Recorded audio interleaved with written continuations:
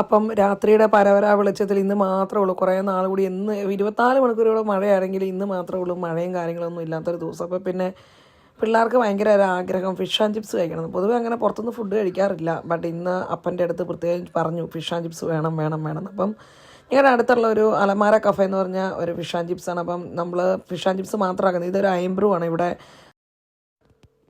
അപ്പോൾ ഈ സ്കോട്ട്ലൻഡിൽ മാത്രം കിട്ടുന്ന ഒരു ഡ്രിങ്കാണ് ഈ സംഭവം. അപ്പം അടിപൊളി ടേസ്റ്റാണ്, നോ ഷുഗറാണ്. പക്ഷേ സംഭവം ഭയങ്കര കിടുവാണ്. നമ്മുടെ ഈ കൊക്കോകോള പോലത്തെ ഒരു പൊട്ടത്തരത്തിലുള്ള ഒരു ടേസ്റ്റ് ഒന്നുമില്ല. അപ്പം ഇങ്ങനെയാണ് അവർ ഫിഷ് ആൻഡ് ചിപ്സ് തരുന്നത്. ഇതിൻ്റെ കൂടെ ടാറ്റ സോസ് തരും.